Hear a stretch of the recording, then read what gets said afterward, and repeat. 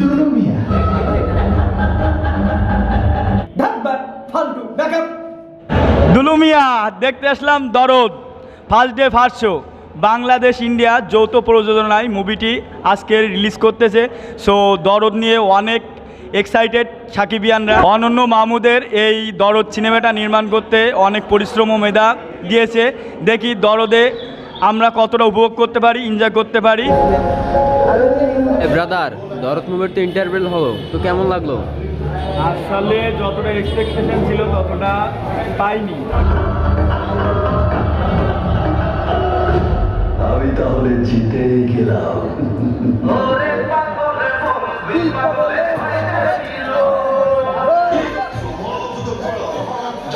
ধামাকাদার action, romantic romance, ওফ emotions, suspense, thriller, কত কিনা expectation করছিলাম এই দরদ মুভি নিয়ে।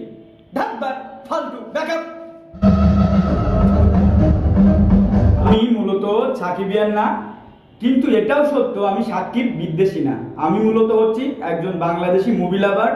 সো যে সাকিবিয়ানরা আছে তাদের যদি ভিডিওটা খারাপ লাগে তো গালি খিস্তি কমেন্টে দেওয়ার আগে আপনাদের কাছে আমার করজোরে অনুরোধ, ভিডিওটা শেষ পর্যন্ত দেখে যা বলার তাই আমাকে বলবেন, আমি মাথা পেতে নেব। কি কিছু বললো? না কিছুই বোঝা যাচ্ছে না। সাকিবের প্রথম যে আশা জাগানো মুভিটা ছিল আমার কাছে সেটা হচ্ছে প্রিয়তমা।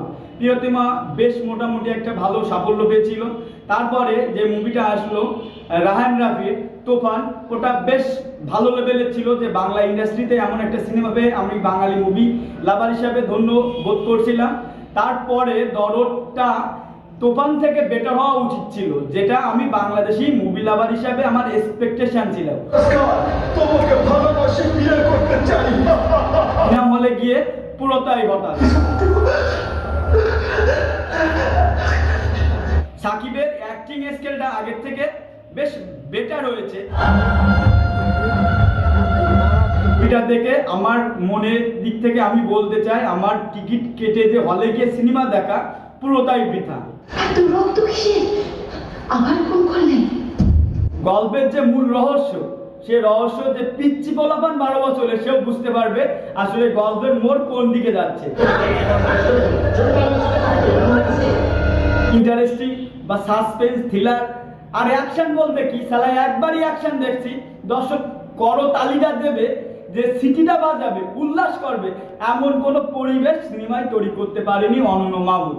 হুদায় এক গাদা টাকা দিয়ে ইন্ডিয়া বাংলাদেশ মিলে যে বড় ধরনের একটা মুভির আভাস আমরা পেয়েছিলাম, সম্পূর্ণ ক্ষেত্রে এই চেষ্টা ব্যর্থ।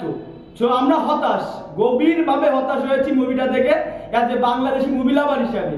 সো যদি আমার রিভিউটা আপনাদের পছন্দ বা মনোমত না হয় তো আপনাদের কাছে আমার রিকোয়েস্ট, হাম্বেল রিকোয়েস্ট, আপনারা সিনেমা হলে গিয়ে মুভিটা দেখে আমার রিভিউর সাথে জাস্ট একটু মিলিয়ে নেওয়ার চেষ্টা করুন। বেশি বকবক করে ফেললাম, যদি ভুল ত্রুটি হয় ক্ষমা সুন্দর দৃষ্টিতে দেখবেন।